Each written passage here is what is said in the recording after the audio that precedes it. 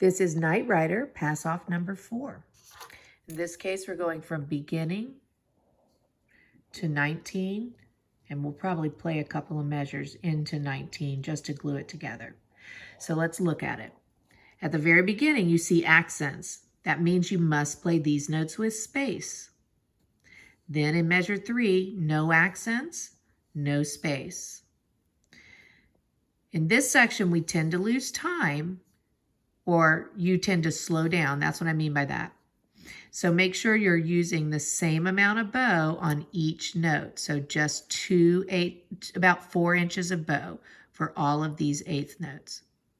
When you get to this measure, anytime you have a measure with a half note and a quarter, the quarter needs to go twice as fast as the half note. Because remember, the half note you used a whole bow, you need to get back to the same part of the bow at the end of this quarter, so it takes you twice as fast a bow to do that. So make sure you're making that correction.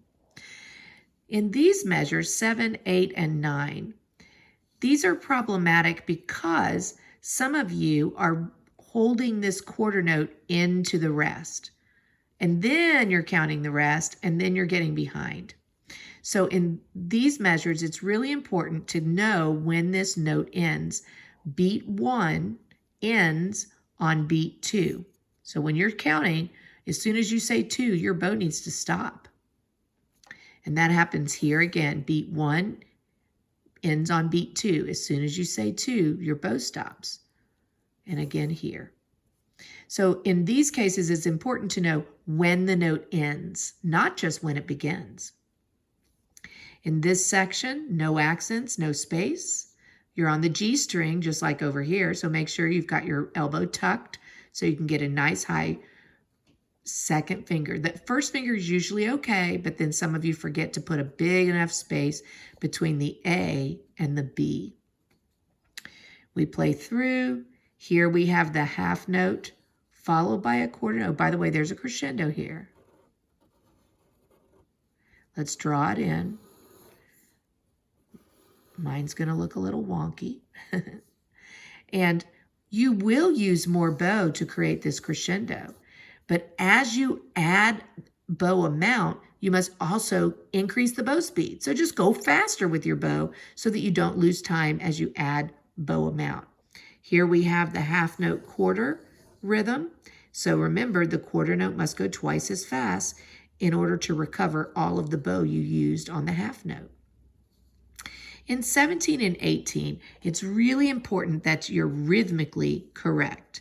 So again, this is important to know that the downbeat of 18 ends on beat 2. A lot of you are holding it too long or not long enough.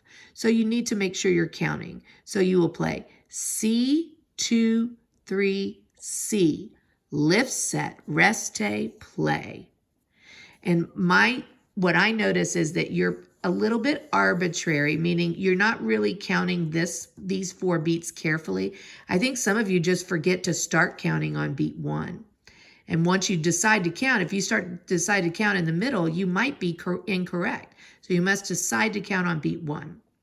Then I suspect that some of you are holding this quarter note too long. So imagine if you hold this quarter note just a little bit too long accidentally, and then you lift set, and then you count a rest, why, you're way over here, you're way off. So you have to practice doing all of this rhythmically, okay?